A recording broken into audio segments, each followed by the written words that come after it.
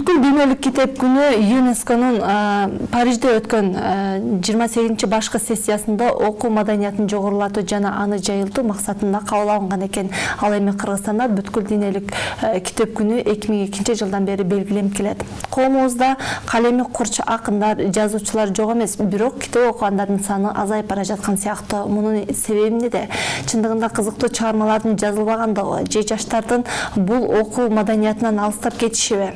Мына ушулар туурасында бүгүнкү биздин көрсөтүүбүздө сөз кылабыз. Саламатсыздарбы? Көрсөтүүбүзгө карата келген конокторду чакыралы. Ал үчүн Кыргыз Республикасынын маданиятына эмгек сиңирген ишмер, акын Гүлжамиля Шакированы, ошондой эле Кыргыз Улуттук университетинин ага окутуучусу Нагима Субанкулованы жана маданияттын мыкты кызматкери, башкы китепканачы Алия Абдиеваны студиябызга чакыралы.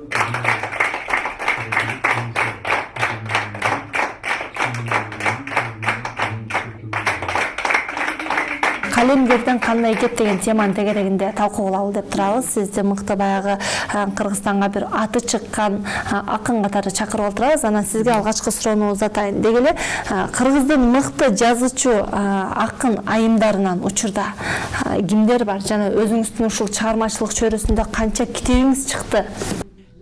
Биринчи Сапардагы каркыра деп жаңыдан поэзия жолуна кадам таштап, анан көтөрүлөйүн деп турган кезде ушу Сапарга каркырадай болуп учуп чыктым деп кичинекей китепчемдин атын ошентип койгон элем. Андан кийин Даанышман кептер деген китебим чыкты, Дил азык деген китебим чыкты. Анан дагы бир Мез Турсбековду эскерүү китеп, андан кийин Карайлаба Кан Манастын урпагы деген. Ушул 5 китеп чыгардым. Анан бирок эми биз баягы илгеркидей азыр китеп окугандар азайып баратпайбы? Ошондон улам китептен дагы көбү жанагындай мобильный телефондорго өтүп кетишип, ошондон эле карап алабыз деп китеп окугандан эрip. Кээ бирөөлөр менден мынтип сурашат. Эмне үчүн тиги Facebook'та ырларыңыз жок, эмне үчүн тиги WhatsApp'та жазбайсыз, тиге жазбайсыз? Мен айтам, эгерде эми ырларыңды аяка салып койсоң, ар ким алып андан дагы алып бирден экиден терип алып өзүнө кошуп алып ыр чыгара бергендер да болуптур.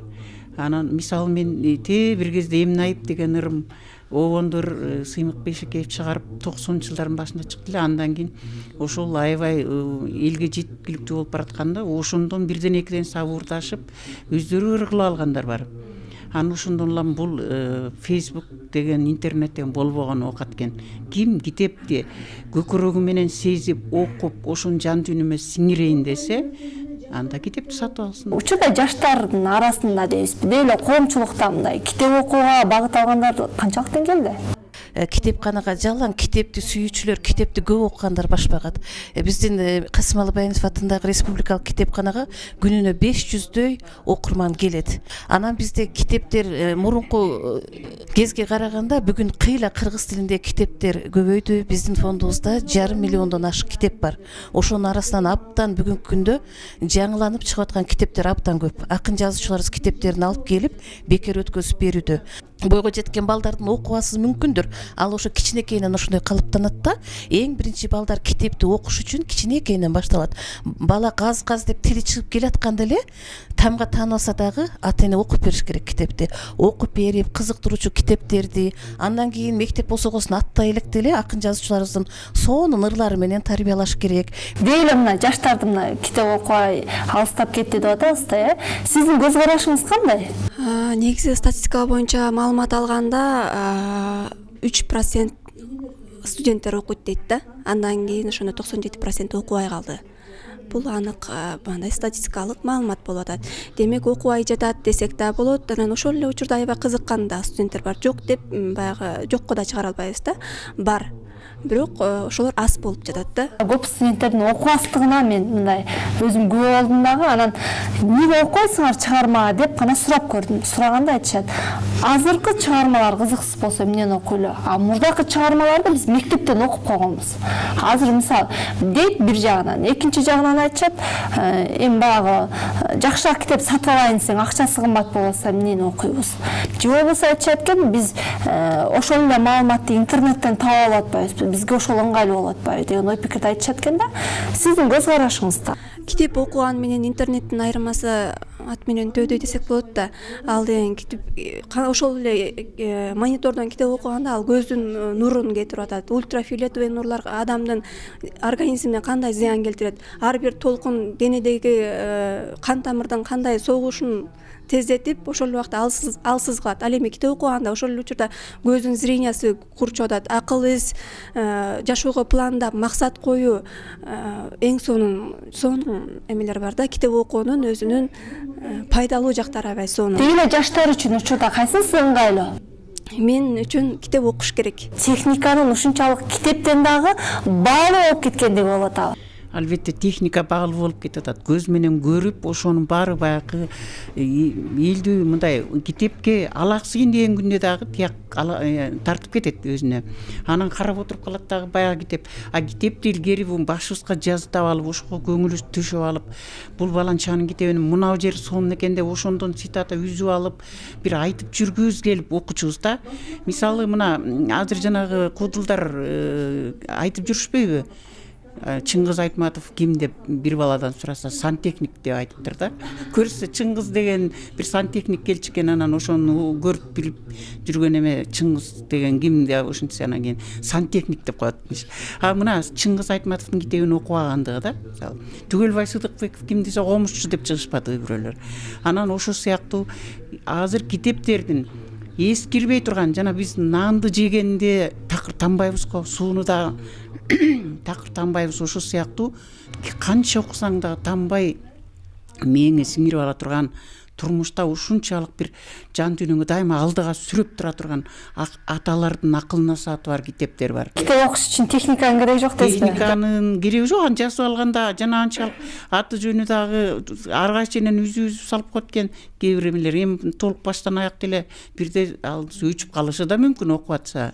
Мен китепти эле окубайм. Мага көбүнчө интернет ыңгайлуу деген ой пикир менен келген студент Айкөкөл Маматованы, ошондой эле диний жактан адамдар кандай китепти окуш керек, деги эле аял заты үчүн арналган диний китептер барбы? Мына ушул суроолорго жооп бериш үчүн Имам Саракси медресесинин мүдүрү Бактияр Шараповду студиябызга чакыралы.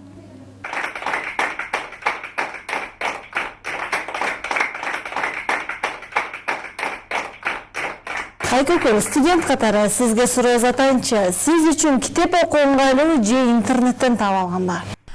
Бул китептин өзүн окуш керек да, бирок мен үчүн ыңгайлуу бул электрондук китептерди окуу да. Мен көбүнчөсү электрондук китептерди окуйм. Себеп дегенде убактым аябай тар да. Анан кийин библиотекага барганга мен убактым жетпей калат да. Анан кийин ал жактан барып издегенге да бир топ эле убакыт кетип калат. Анан кээде деген мисалы биз студентпиз да.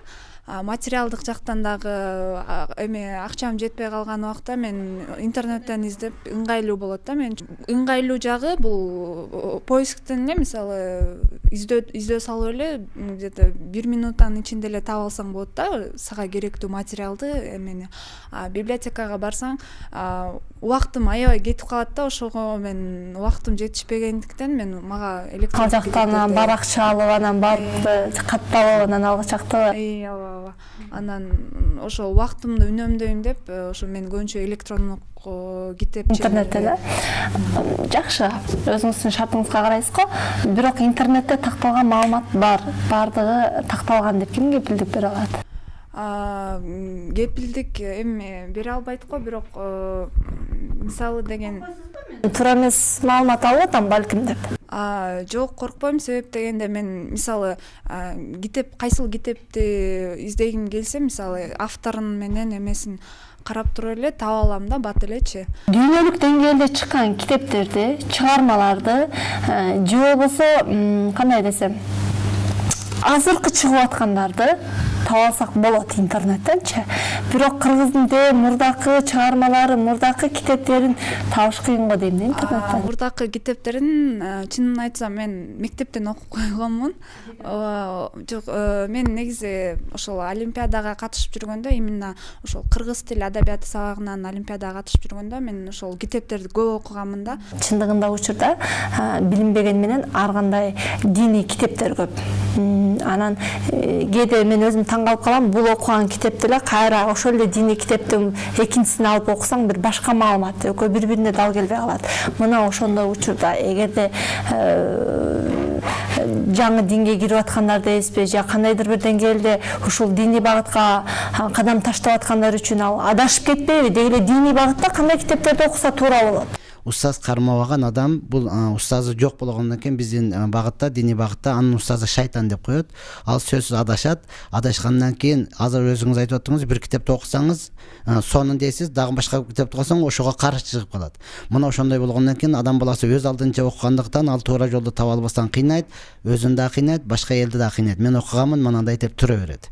Мына ошондон бүгүнкү күнү толугу менен муфтияттагы колго алып туруп, муфтияттан ким кыргызча басма менен жазган болсо, кыргызчага которуп, аны муфтият өзү текшерүүгө алат. Текшерип туура болгондон кийин печатын берет, уруксатын берет. Андан кийин ал сатыкка чыгып туруп, андан кийин ал жалпы коомго таратылып атат. Ушул китепти окусаңыз болот деп.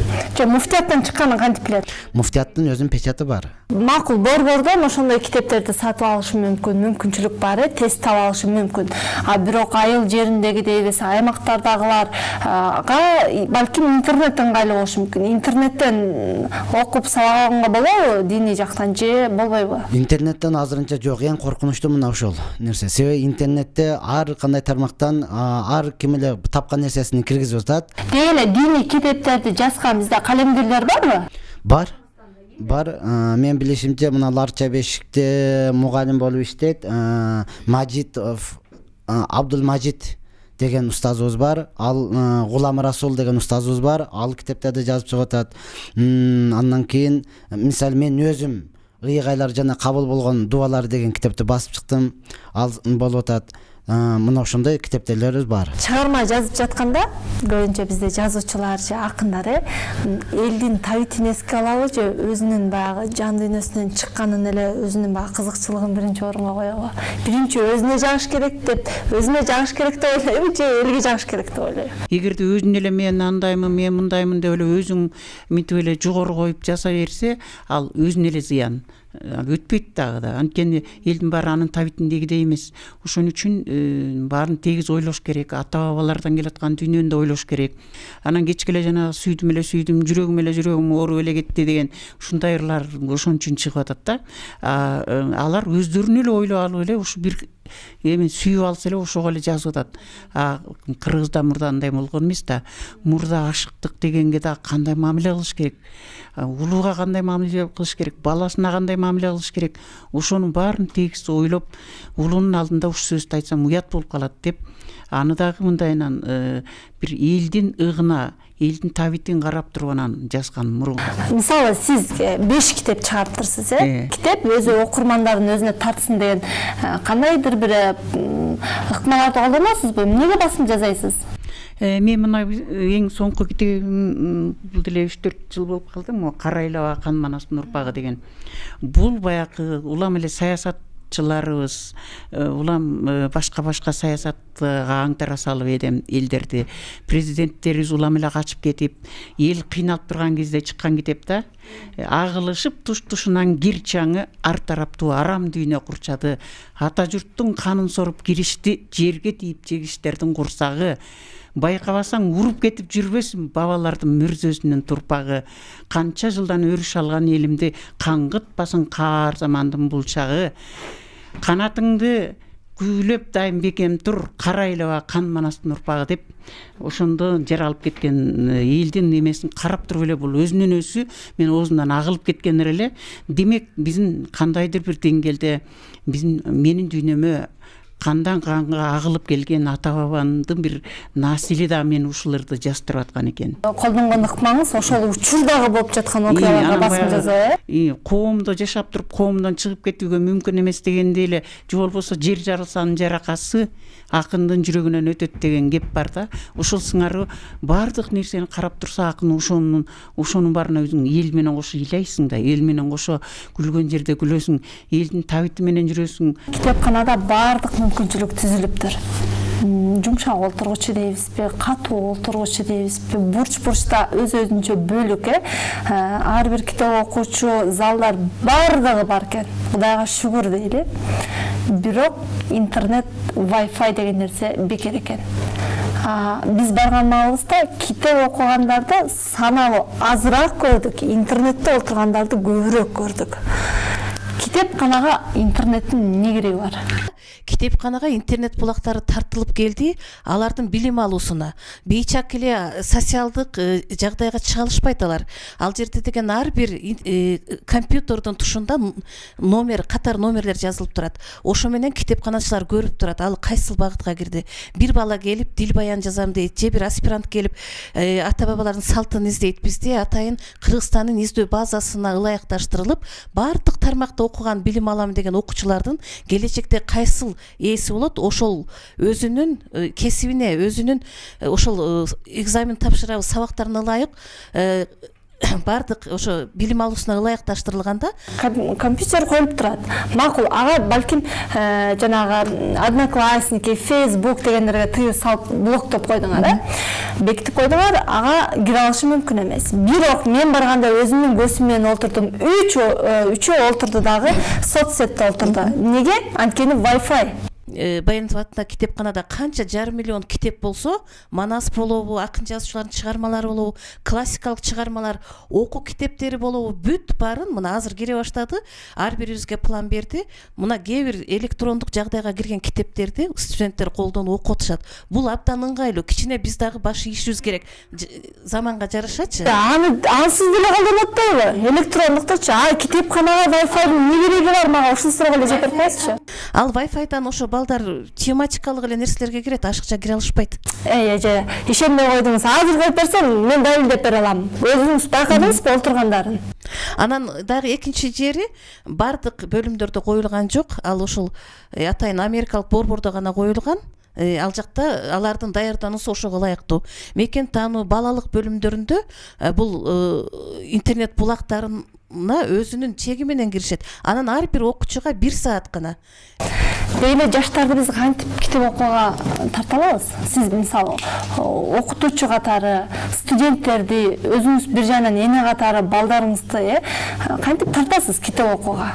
Кайсыл тема актуалдуу болуп атат, ошол темадагы китептерди сунуштап көрүш керек да, ушул темада окуп көрсөңөр. Болбосо өзүң окуган китепти сунуштап ошол нерсеге. Ал эми эң негизгиси өзөгү бул энеде жатат да. Үйдөгү ар бир эне, ар бир аял өз баласына эң сонун китептерди окуп берсе болот. Кыргыздын чыгармаларынан кайсыларын окуйсуз учурда? Кыргыздын чыгармаларын окубай элемин. Мен Чыңгыз Айтматовдун китептерин окугам да. Окугансыз мектепте. Азыр кимдин китептерин окуп атасыз? Кандай китептерди? Азыркы учурда мен Эгер деген жазуучунун Думай как миллионер деген китебин окуп аткан убагым электронный китепче. Аял заттысыз, бүгүнкү кыз эртеңки эне, сиз эртең эне болосуз. Өзүңүзгө керектүү боло турган, жашоодо кереги тие турган деп, мага керек деп кайсы китепти окугуңуз келет балким? Рецепттерди көп окуйм да, эмеден. Интернеттен көп окуйм, рецепттерди мындай өзүм тамакты кылганды жакшы көрөм. Мен бул жактагы эжесине суроо берейин деген элем. Бул эжеси айтып атат да, биз азыр интернет аркылуу эле китеп окуйм, мен убагымда эле жок деп. Жаңан сиз айтып кеттиңиз да, китеп окуганда интернеттин кереги жок деп айттыңыз. Ошол үчүн сурайын дегеним, биз интернет менен китеп окуган жетиштүү болобу же убагыбыз жок дебей атайын убакыт бөлүп китеп окуубуз шарттуу? Мен бир жолу мага келип алышып, бир кыздар ушундай эме өтүп атышыптыр да. Тиги илим иш жазат элек деп анан келип атышат да. Мен өзүм журналист болгондон кийин баягы акын болгондон кийин дагы ушундай жардам бере аласызбы? Могу кыргыздын энелердин байыркы тарбиялык башаты, ырым-жырымдар деп келди да мага. Анан мен айтып берейин деп десем, мен жаныма тиги эмесин коюп койду дагы, диктофонду. Анан 3-4 келген. Баягылар тиги диктофонду коюп алып туруп өздөрү телефон чукулап отурушат бияктачы. Мен айтып берип атам да, ар бир кыздын дүйнөсү кандай болгон, эненин тарбиясы кандай болгон деп баягыларга мынтип көзүн карап тигилер сиңирип алып атабы өзүнө десем, эже мына диктофон турбайбы, сүйлөй бериңиз дейт. Анан мен айттым, ай, менин убактым дагы аз, мен силерге атайын ушуну мындай көз аркылуу беттин выражениясын элдер мындай уялганда кымтыгын кыргыздын кыздары кандай болгон, ошол назиктикти кармаса, ошол анан кийин ошол дүйнөнү мындай кененирээк өздөрүнө сиңирсе деп бир жакшылап айтып берейин деп мынтип баарын карап атсам, жок, алардын ою башка да болуп атат. Баягы эненин көнү балада, баланын көнү талада дегендей. Анан талаалап отургандарын көрдүм дагы, мен дагы адам менен адам мындай бетме бет көзмө көз сүйлөшүп, анан ошондо сиңирип алса, ал айтып берет башкаларга укканын. А тиги диктофондон тигинтип эме кылып жасат дагы, ошо менен баягы эме болуп кете берет да, мындай сиңирилген жок да, кайра диктофону мынтип укканга туура келет. А өздөрүнө сиңсе жакшы болот эле да. Китеп дагы ошо сыяктуу да, качан өзүнө мына китептин кай жеринде ушул жерин жакшыраак сиңириш үчүн ушунчалык берилип окуйт. Ошон үчүн мен китеп менен көбүрөөк жакын болсо дегеним да, андан кийин анан. Дагы ушул бүгүнкү биздин конокторго дагы кошумча суроолор келген, коомдон анда жооп алалы. Чыккан китеп көп, бирок эл сатып алып суусап окугандар аз дейт. Эмнеге китептериңизди каяка алып барып сатасыз дейт. Ошону мисалы мындай китеп чыкты, ушуну мен өзүмдүн иштеген жеримдегилерге деле айтып атам да, ушул китепти пропагандалаш керек экен. Мисалы азыр китепти чыгарышат дагы, ал китепти чыгарыш үчүн дагы жазуучу акындар демөөрчү табат. Анан аны тааныштарына эле белек кылып берип, анан мону сатып берип койчу деп ар кайсы китепканага 1-2ден чыштаганы болбосо, сиздин чыгармаңызды окуйт элем деп сатып алгандар жок кесе да, чынбы? Анан үчүн мен өзүм аракет кылып кээ бир жерлерге мындай окурмандар менен өзүм уюштуралычы деп сүйлөшөм кээде бир окуу жайларга. Ушундай мен өзүм жолугуп, анан өзүм дүйнөмдү аларга таанытмайынча менин китебим кимдин экенин билишпейт да. Мурдагы чыгармаларда жаштарды элди тарбияга үндөгөндөр көп эле. Азыркы кезде жаш акындар болобу, жазуучулар болобу, жалаң эле ашык болуу темасы, өзүнүн баласына же атасына арналган чыгармалар айтор кызыксыз дейт. Албетте ошондойлор да болуп кетти, анткени базар экономикасынын ушундай келиши акын кичине шыгы барларга дагы ошону таратты да. Ошон үчүн кээ бирөөлөр ошол акчага кызыкты дагы, акчалуулардын китептерин жазып бере баштады. Кээ бир ушундай балама насаат кылтырат элем, ушун жөнүндө жазчы десе аныкын аткара баштады. Анан кийин бир кезде атайын бир мамлекеттик типте ушу тарбия бере турган. Ошону айтам да, мисалы ошондой чыгармалар жазылып атса, кантип жаштарды өзүнө тартсын. Бирөөнүн жашоосун бирөөгө эмне кызыгы бар дейм да. Мисалы өтө бир атак даңктуу же бир дүйнөлүк бирөө болсо, могу жашоодо момундай болуптур деп кичине таасирлениши мүмкүн. Анан майда чүйдө эле өзүнүн жашоосун китеп кылып чыгара берсе, аны чыгармалардын да баркы кетип атабы дейм да. Бирөөлөр келишет, мага ырым карап берип койчу тиги деп келишет, 60тан кийин акын болуп кеттим депчи. Кары эле кишилер келишет да. Анан кийин мен айтам, жалаң эле балдарым мындай болсо, келиним ыймандуу болсо, деле жана тойдо отуруп алып айтып бергендей сөздөр бар. Мен мындайларды иштеп чыгып бере албайм мен сизге. Муну кимдер үчүн жазып атасыз десең, балдарым үчүн жазып атам дейт. Ал айтат, менин урпактарым окусун, чоң энебиз ушунчу экен, чоң атабыз ушунчу экен деп айтсын деп. Мына ушундай тар чөйрө болуп кетип атат. Кийинен элди ойлогон дор азыраак. Өзүңүз китепканада иштейсиз, китепти көп окуйсузбу? Албетте, кичинекей мен. Келиңиз, анда кеттик. Эненин пикирин, көз карашын оңдоо үчүн кандай китептерди окуу пайдалуу? Эненин көз карашын оңдош үчүн көбүнчө ушул атайын психологиялык китептер бар. Ушул үй бүлө деген, үй бүлө жөнүндө же ушул бала менен кандай баланын кандай аң сезимин өстүрүү керек, ал боюнча көп китептер. Бул китепканага сөзсүз ушу эне баш багыш керек да. Мисалы үчүн биз кичинекейбизде да бир эмени айтайын, абзан көп акындардын ырын билчикенбиз да. Мектепке бара электе эле самолет учуп баратса, биз Пактазарда чоңойгон кызмын да, самолет учуп барса, биз баардыгыбыз чуркачубуз. Самолет, кайда учуп барасың, канатыңа сала кет, командирдин баласын. Биз бул акынды тааный элекпиз, Алыкул Осмоновдун ыры экен. Жөн эле мектепке барган эжекелерибизден үйрөнүп алганбыз. Анан дагы бир ыр бар болчу. Бир жерде ойноп эшиктин алдында көпөлөк учуп жүрсө, көпөлөк, кайда учасың көпөлөп? Бөбөгүм бар кичине, дос бололу экөөбүз деп алды эжеке менен үйрөнүп алып, көрсө кийин ошол агайды китепканада иштеп жүрүп көрдүм. Абзи Кадыров, ушул Токтосун Самидиновдун агайдын ырын ушул бүгүнкү күндө мындай бир кошумча айтып кетейин да.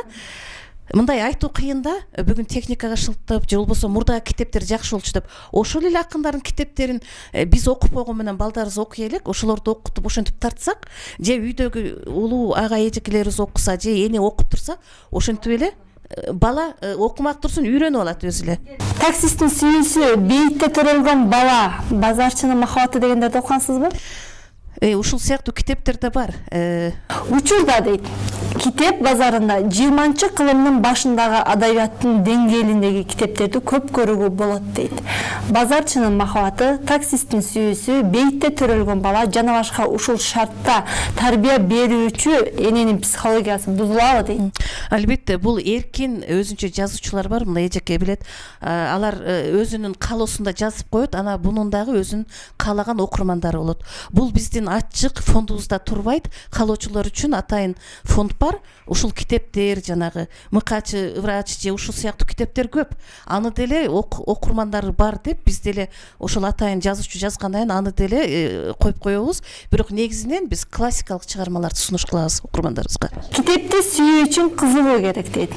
Кызыгуу үчүн түрткү керек. Ал эми ким түрткү болуш керек?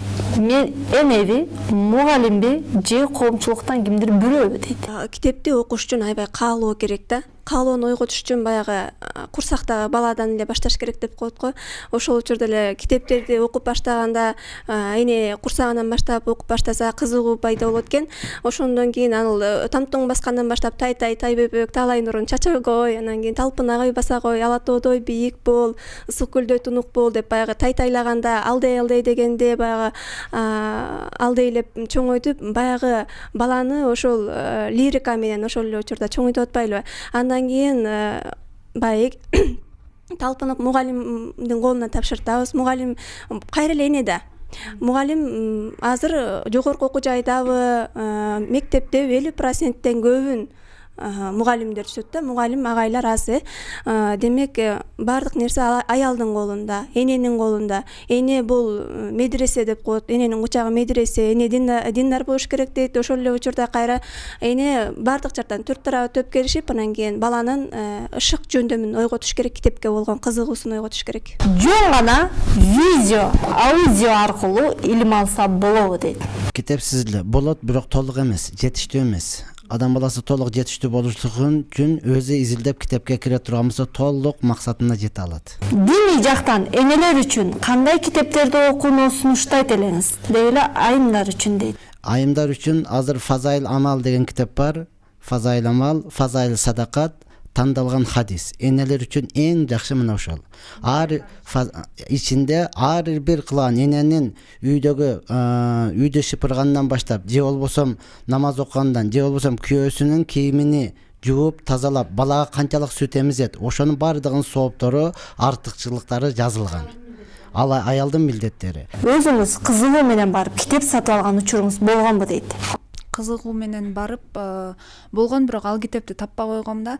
Ал китеп белгилүү эле бир газетага сериал болуп чыгат эле да.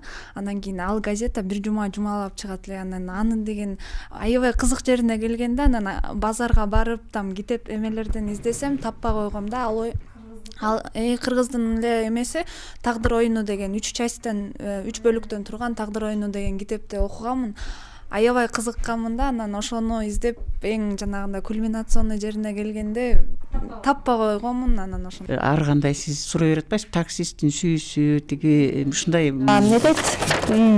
Таксисттин сүйүүсү, базарчынын махабаты дейт, бейитте төрөлгөн бала дейт, психологияны бузган чыгармалар дейт. Балдызы менен ойнош болгон жездеси, ушундай бир вульгарный, мындайча айтканда оозгалыгыс китептер чыга баштады да. Бунун баары жанагы эркин өзүнүн жазуучусу ойлогон бир ушу эмне кылып каягынан акча тапсам деп ойлонуп отуруп, анан ушуну рынокко тууралап, анан элдин дагы баягы бир кезде 90-жылдардын башында бир эл каякты карап оокатларын билбей турган кезде, буй болуп турган кезде, анан ушул кезде ушундай китептер көбөйүп кетти да. Анан бир күнү карасаң, мындай окугуң да келбейт, мен мисалы аны карап да койгум келбейт. Бирок базарда отурган базарда отургандардын колунда карасам жүрөт баарын көп эле. Ош базарына кирсең эле ошондой китептерди алып атышат, деп жайып алып окуп атса. Анан кийин мен мисалы Кудай бетин ары кылсын, мен карагым да келбейт андай китептердичи. Ана мен бир жолу анан китеп эме уюштурдук да талкуу, ошону чыгарган Жаныбек Жанызак дегенди анан баарыбыз таладык. Эмне мындай китептер чыгарасыз? Бул элдин катмарында жүрүп атпайбы? Биз замандын эмесинде жүрүп атат, биз мындан четтей албайбыз дейт. Андай болбош керек. Адам деген ал тургай кинолордо уят кинолор чыга баштады, кыргыздыкы. Мына демек бул жерде идеологиянын жогу болуп калды да. Ошол акыл аң сезимиңиздин өсүшүнө, ошол келечекте бир бактылуу бай жашап, бир жетим жесирге жардам берүү ниетиңиз койгонуп, жанагынтип кантип олигарх болсо болот, кантип миллионер болсо болот деп сиз сезилдеп калыптырсыз. Бул жакшы, жаман эмес. Бирок ошол ар бир киши өзүнүн жан дүйнөсүнө да кичине там көрүш керек да, балам. Ошол сиз интернет бактарын ачкан учурда ошол диний китептерге, же болбосо бир дин аалымдарынын бир сөздөр жазып кеткен жакшы асыл сөздөргө, же улуу урматтуу сыйлуу пайгамбарыбыз Мухаммед алейхисаламдын бир хадистерине көзүңүз түшөбү, балам? Албетте, бир эле ошол илимий жолдо эле өнүгөрбөй, руханий диний жакта дагы өнүгүш керек. Албетте, мусулман болгондон кийин мен китеп окуйм, үйдө китептер бар. Андай жанагы атам алып келип калганда, ошол эмеден мечиттерден чыкканда жана сатат го китептерчи. Мен ошол китептерди окугам, анан Мухаммед пайгамбардын да китебин жарымына чейин ошо эмесин окугам, биографиясынчы. Андан кийин интернет булагынан Islam Today.ru деген сайт бар да. Анан мен ошол каналга, ошолордун эмесине мындай баш багып турам, ошолордун каналына жазылганмын да. Ошол каналдан дагы мындай изилдеп карап чыккам, ошо Ханафи мазхабы менен эмелерди жазып чыккан сайт. Ошол сайттан дагы көп нерселерди окуп турам, аябай полезный эмелерди чыгып турат да. Элдер деген суроо берет, ошолорго диний аалымдар ошол жооп берип турат. Сизге акыркы суроо болсун. Акыркы суроону берейин эми. Сиздердин жетекчи менен баягы китепканага кирип аралашып калганда кичинекей балдарды кызыктырыш үчүн бир өзүнчө сумкага, баштыкчага бир китеп, бир оюнчук кылып беришет экен, дайыма келип окуп тургандаргачы. Бул да болсо бир баланы китеп окууга үндөөнүн жолу деп көргөзсө, бул жагы мага аябай жакты. Ал эми биздин каарманыбызды кантип тартасыз китеп окууга?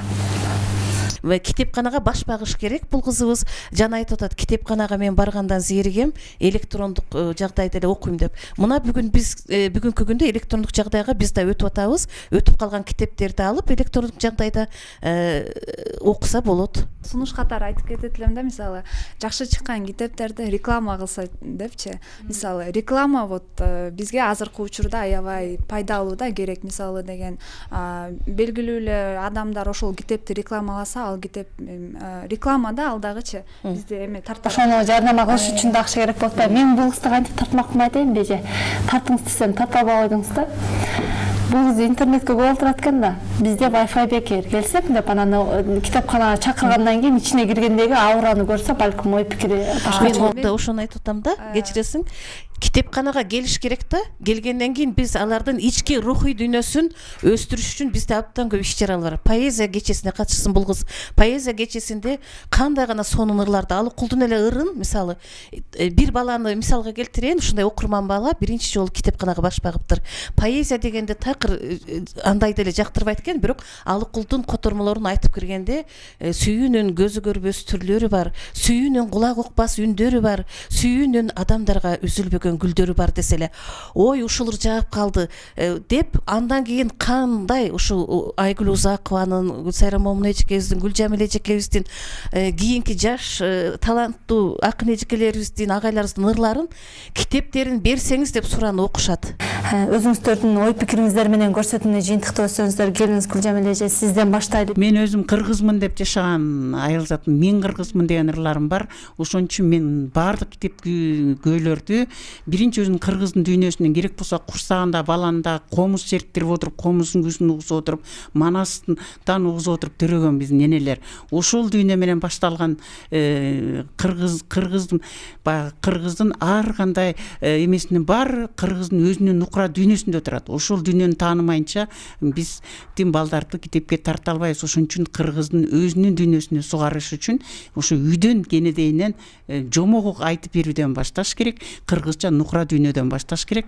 Анан ал бара өзү кайсы китепти өзү таап алат, диний жагына болуп барса, ошондон да акыл эси жетип кетсе, ошо динге дагы кандай мамиле кылыш керек, батыштыкына дагы берилип кетпей кандай мамиле кылыш керек.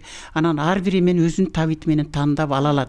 Ошого жеткиргенге биз аракет кылышыбыз керек. Китепканага көбүрөөк баш бакса балдар, айрыкча кичинекей балдарды ата-энелер менен көбүрөөк келсе, бул жерде китеп алып сатып берип, алар чыгымда кетирбейт. Бизде баардык шарттар түзүлгөн. Анан болгону гана ошо ата-энелер балдарына өздөрү кам көрүп келсе, мектеп жашына чейинки балдар. Андан ары мектепке барганда эжекеи сүтүрөп кетет, кайрылык китепканачылар сүтүрөп кетет. Анан ошондой атактуу даңктуу кыргыздын эжеке агайларына аралашкандан кийин алар өздөрү эле адам болуп кетет. Азыр негизи адамдын руханий азыгын өнүктүрүш үчүн китеп окуш керек. Китеп окуганда адамдын жан дүйнөсү ойгонот, ошол эле учурда жашоого максат койгонду үйрөнөт. Анан азыр интернет булактар деп жатабыз, интернет булактарынан ар кандай маалыматтарды алып жатабыз. Ошо маалыматтарды алып жатканда биз ошону анализдеп синтездегенге жетишебиз, если биз китеп окусак. Эгер биз китеп окубасак, анда биз баш оомбо жака баш ойгон ар кандай жеңил, ар кандай китептер чыгып атат. Ал эми бул китептердин чыгып жатканы дагы ошо калемгерлер дейбизби, жазуучулар дейбизби, ошолор дагы ойлонуп жазса, себеп дегенде булардын китеп жазгандан кийин ал чыгарманы ал адам өтүп кеткенден кийин дагы андан кийинки канчалаган урпактар окуйт, андан сабак алып жашоосун оңдоп кетсе, бул анын үчүн сооп дейт. Андан кийин андан бузулуп же кандайдыр бир жашоосуна терс салым кошуп кала турган болсо, ал дагы өтө чоң жаңылыштык болуш керек. Ошондуктан ар бир китеп жазуучулар, акын жазуучу эжелерибиз, агайларыбызга эң сонун китептерди жазып жатат, дагы калеми курчуй берсин демекпиз. Ал эми биздин студенттер, жаш окурмандарга дагы көбүрөөк китеп окуса, жашоолору мындан да жеңил, мындан да кызыктуу, эң сонун болмокчу. Силерге да чоң рахмат. Мисалы сунуштап кетем китептерден, ошо развиваться эткен, ошол мен окуп аткан азыр «Думай как миллионер» деген китептерди сунуштайм. Анан Надырбек Алымбеков ажынын китебин сунуштайм да, котормосун. Вот ошону окугам. Ошону сунуштап билимге умтулгула деп айтмакчы. Рахмат. Азыр китепти баардыгыбыз айтып атабыз, бирок китептердин китеби кайсыл экендигини бирибиз да айткан жокпуз. Албетте китептердин китеби Куран. Арабчасын макул түшүнбөйсүз, кыргызчасы чыкты. Абдушукурдуку бар, Алаудин Мансурдуку бар. Ошону карай турган болсоңуз, баардыгы ичинде жазылган. Сиздин жашооң төрөлгөндөн баштап өлгөнгө чейинки деги эле адамдар менен мамиле кылган, кошуна менен кандай мамиле кылыш керек, ата-энеге, балдарга кандай мамиле кылыш керек, бүт баардыгы бар. Ошондон кийин эле пайгамбар саллаллаху алейхи вассалам сөзү, хадистер. Имам Бухаринин Сахих Бухари деген китеп бар. Андан кийин тандалган хадис, же болсо фазаил мал, фазаил садакат, мына ошондой китептер бар. Муну алсаңыз ичинки руханиятыңыздагы сиздин баардык ачка болгон жерлериңиз тоет деген демекчимин. Баарыңыздар келип көрсөтүүгө катышып жакшы кеңештерди бергениңиздерге ыраазычылык билдирем. Ушуну менен чыйырдын бүгүнкү көрсөтүүсүн актайбыз. Саламат калыңыздар. Биздин чыйыр, сиздин багыт.